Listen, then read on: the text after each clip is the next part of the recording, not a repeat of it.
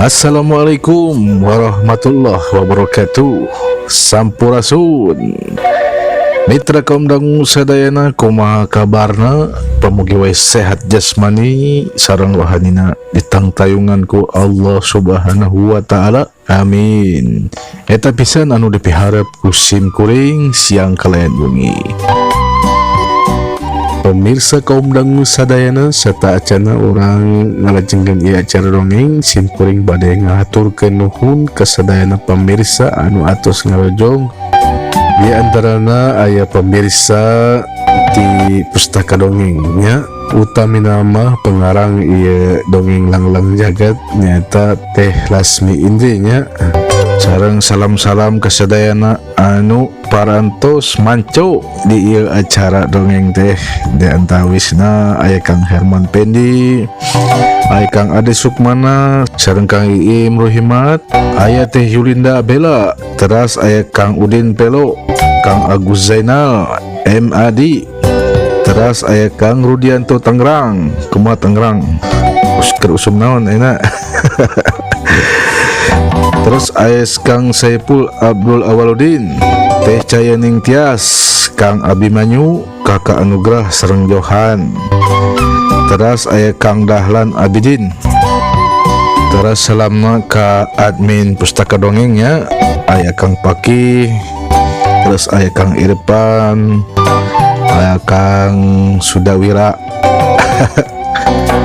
Mugia ieu acara dongeng tiasa janten pambebrah manah. Mitra kaum dangu sadayana ame teu nyangkolong kana waktu, sumangga urang lajengkeun wae ieu acara hancagarapan anu katunda nya. Dina judul Langlang Jagat, Naga Langit Tumpur Bumi, karya Lasmi Indri. Wilujeng ngadangukeun.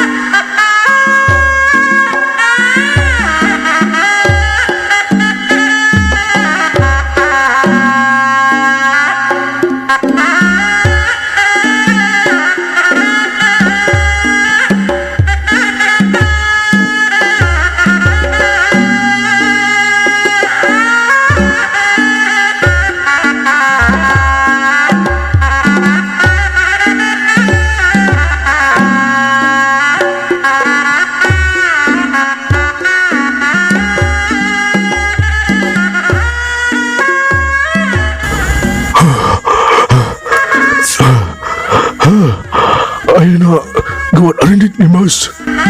Kalungkung langsung dulu lawang kedua. Mumpung kula masih bisa nahan eta jalma. Cek Ki Barong nitah deui sangkan Dewi Kembang jeung Kalungkung Sakti gawat arindit muru ka lawang kadua. Duanana surti sarta paham kana ucapan Ki Barong. Maranehna yakin lamun sakedeng deui Ki Barong bakal tarung tutumpuran jeung Ki Sabrang Suci anu geus pasti bakal kabalukarkeun karuksakan gede di ieu tempat. Dewi Kembang tulis silih reret jeung Kalungkung Sakti pada saring surti nu akhirna duanana ngajerelat ka belah jero leuweung larangan. Ki Sabrang sorangan katenjo nama tepati malire ukul ngareret sekedapan geus kitu manco deui ka Ki Barong sayat. Kiwari duanana geus patutunggalan nangtung saling adu hareupan.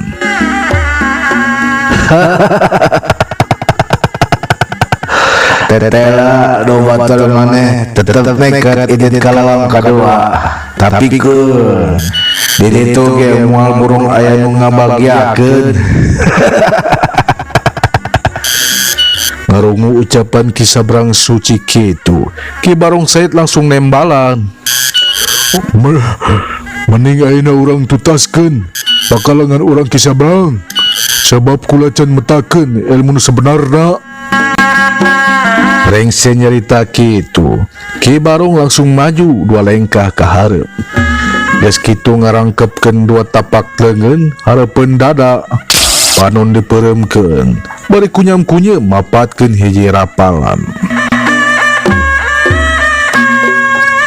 Si aing betak aji debit Bang Barongan. Seor. Tutas rapalan kahiji, angin ngedadak nyeot mulibangan di atas tempat. Hawa jadi kerasa aneh. Dituturkeun ku ngagibrigna awak Ki Barong. Mimitina lalaunan, tapi lila kalilaan beki pohara. Anu jadi lawan Ki Sabrang Suci netep siap kanu keur lumangsung.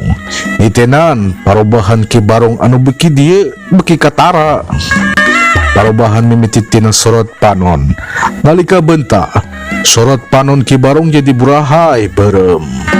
Tina juru-juru biwir katenju aya anu nyuat siga sihung.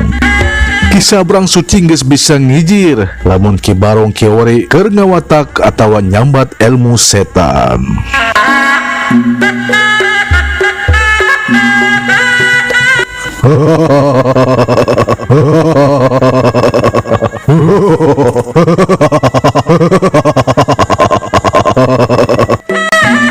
Ki Barong ngekeh seuri, bangun nu puas, geus kitu leungeunna ngaragamang, nyepeng kana sirah sorangan. Krek, dredeg. Talila karungu sorang ngaderekdek, matak linu jika ngaderekdek sora tulang anu potong. Nya, memang ketenju Ki Barong keur mariuskeun sirah sorangan. Pogo we Ki Sabrang nepi ka muringis, ngerasa manglinukeun. Asa ku teu ilaharna saurang jalma mariuskeun sirah sorangan. Kajadian ganjil lain wungkul nepi ka dinya, sabab Ki Barong beki mariuskeun sirah nepi ka muter ngedrek-dek 180 derajat. Geus diputerkeun kitu, sirah tuluy dirabut nepi ka coplok dina beheungna. Getih jeung pejit langsung bucrat pacret keluar ngagolok-gok tina beheung. Tapi aneh, Ki Barong tetap hirup, malahan sirah buntungna masih ulag-ileg. Panon gular giler bari nyerengeh. Ki Sabrang sontak mundur 2 lengkah ka tukang. Manehna bener-bener ngerasa kaget kulantaran saumur demelah kakara nyaksian ilmu jalma seperti kitu. Teu ilahar jeung di luar batas normal. Jenis ilmu setan, warisan hiji sekte setan, ditatar Wecin Aji Demit Bang Barongan.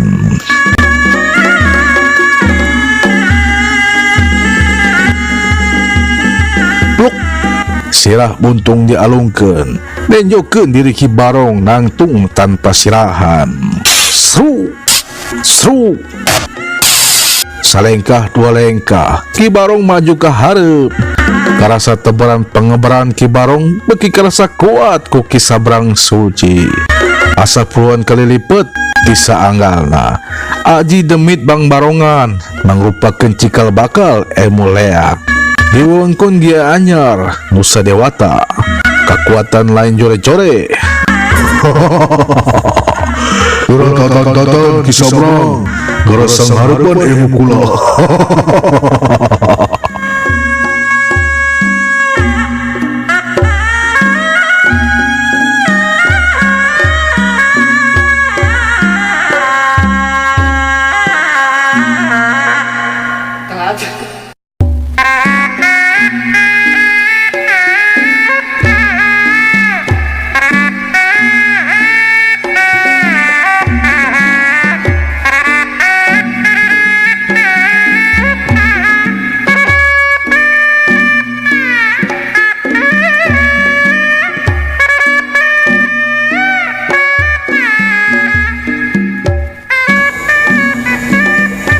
Angin muter ngabaliung, papaesan karena kaayaan di eta petempatan. Lir milu mairan karena kejadian anu keur lumangsung. Kejadian aneh di mana Ki Sabrang Suci sakedeng deui bakal nuluykeun tarungna jeung Ki Barong. Anu geus taya sirahan. Anu pasti Ki Barong sayat kiwari geus ngajirim jadi demit tanpa sirah. Awalna Ki Sabrang Suci ngerasa kaget jeung ngerasa ngahmir, tapi kadituna bisa tenang deui sarta tatan-tatan ngayagekeun diri pikeun yang harapan ilmu ti golongan sekte setan. Dah Ki Sabrang Suci bakal mampu yang harapanana. Cak orang tunda heula hal eta.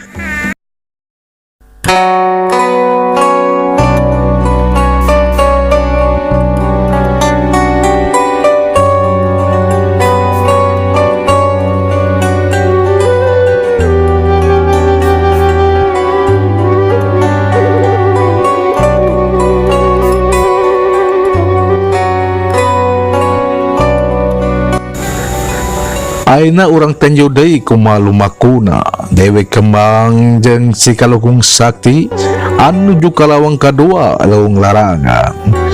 Duanana julung-jeleng laloncatan di antara remetna kakayon. Sisi kenca katohu anu aya ukur ngajajarna tetangkalan anu kawilang garade hampir 2 kalieun beteng muning. Bisa ditaksir lamun eta tatangkalan geus nepi ka umur ratusan tahun. Jarak anu dituju cukup jauh, menang 2 heuleut nginum teh. Marana kakaraan jog deui ka hiji tegalan jukut. Duanana ngararandeg eureun tuluy muterkeun panantep ka si Kalungkung. Teu salah, memang maranehna kiwari tepi ka hiji padang sabana atawa tegalan jukut. Dihibaran ku angin ngadalikbung. Duanana mimiti maju salengkah-salengkah bari tetep panon mah urat reret ka ditu ka dieu. Tapi kakarage sabaraha lengkah tidinya. Sanajan datang ka dieu teu urukan, tapi kula tetap bakal ngabagiakeun maraneh. Wilujeng Suping di gerbang sabana Merak Putih. Karungui hiji sora awewe nyarita ngabagiakeun kedatangan Dewi Kembang katut Ki Kalukung Sakti. Sora karungu gagalindeng serta halimpu mata kenah kana dadangguan, tapi kerasa kanuduaan jiga sor gelap tengah poe ereng-erengan. Sontak duanana marali ke arah datangna sora, breh ketenjo jarak 10 tumbak. Timaranna kasampak seorang wanoja make raksukan jawara geus ngabedega. Eta wanoja make raksukan jubah bodas sarta buuk ngerumbai ombak banyuan. Keretan rupa eta wanoja bener-bener gelis meh taya cawedan. Lir ibarat widadari ti kahayangan. Dewi Kembang sorangan nepi ka lohok mata bencelik. Kahelok ningali kagelisahan eta wanoja anu di zaman kiwari geus moal aya babatandingna. Komo Ki Kalungkung Sakti mah kontan panonna molotot meh kaluar tina kongkolak panon. Dewi Kembang katut si Kalungkung Sakti secara tersadar geus kahelo ku eta keagungan sajati ti saurang jawara zaman rehan karuhun. Si Merak Putih Swardani atau ngaran aslina Harnum Sawardani, saurang jawara anu ngajago di zamanna. Malahan nemutkeun beja manehna langsung diangkat jadi maha guru ku setiap guru-guru padepokan dina waktu harita. Nurup cupu keur mah mibanda rupa gelis kawanti-wanti kata mah mibanda kasaktian papak sakti di jajaran nomor wahid.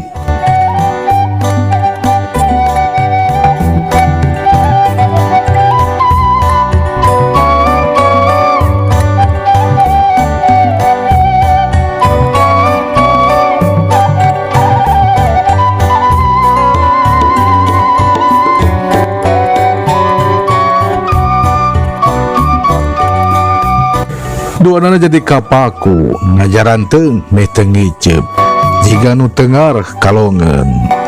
Sapanggihna jeung si Merak Putih Swardani kaendahan ciciptaan Gusti kiwari hadir hareupeun maranehna.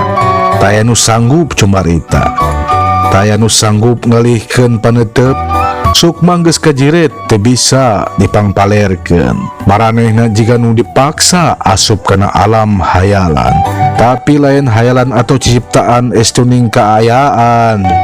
Dewi Kembang sanajan sarua awewe, tapi manehna benar-benar ngerasa kagum sarta ngerasa iren ku kaendahan rupa Harnum Sawardani.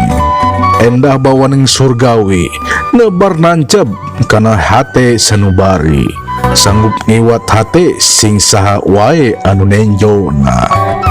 Malahan Ki Kalungkung Sakti lain ukur ngejenteng bari melohok, tapi hatina langsung kepengpeongan, katarik ati, kapentang rasa. Jiwa kajawaraan anak kadadak kalelet anu sumarambah nepi ka jero susum tulang, ngalir kana urat saraf utek, ngajadikeun onena po kana Purwadaksina. Maha Guru Merak Putih maju 2 lengkah ka hareup geus kitu pok nyarita. Kalating haruleng kitu pek bejakeun saha jeung ti mana asal marane, naon maksud jeung tujuan datang ka leuweung larangan. Aneh beki karung seorang ngagalindengna Maha Guru Merak Putih si Kalungkung Sakti katut Dewi Kembang beki teu daya awak mimiti nyarorot jika nu gemper, lain gemper sieun tapi gemper bakat ku salah tingkah. Sawatara lila can aya nu sanggup ngawalon, duanana masih telem di alam kaheman. Sadar-sadar sote Dewi Kembang mimiti ngalikeun tetepan ke arah lain, pikeun mangpalerkeun nana. Kentak Dewi Kembang ngawalon, kula duaan mangrupakeun utusan jawara sabrang lor kulon jeung kidul. Wasta kula Dewi Kembang serta batur kula Kalungkung Sakti. Pamaksudan kula datang ka dieu pikeun maluruh ayeuna watu tulis Gunung Padang. Karungu kitu Maha Guru Merak Putih Sawardani ngagelenyu imut mamanis, imut sinembaran kembang setaman. Lamun seuk mah katenjo ku jalma lalaki toloh heor mah matak ngadeg kapiukeun karam otak, geus kitu manehna pok nembalan. Kitu geuning pamaksudan maraneh teh, tapi hanya ka watu tulis Gunung Padang lain barang biasa, eta watu nyimpen Rusia anu gede. Bahaya lamun Rusia na kabongkar ku jalma-jalma ayeuna. Puguh nu mata kitu kula sapara kanca, kebenaran nepi ka dieu teh alatan hal eta. Walon Dewi Kembang tetep ngalengos ka arah lain. Lamun kitu anjeun sarua jeung rumpak tetenger, kula mepelingan leuwih hade bararik deui daripada ngaruksik hal anu taya paedana. Ngaguareus watu tulis moal aya manfaatna anu aya kala nambah-nambah bancang bakeu di alam dunia. Jak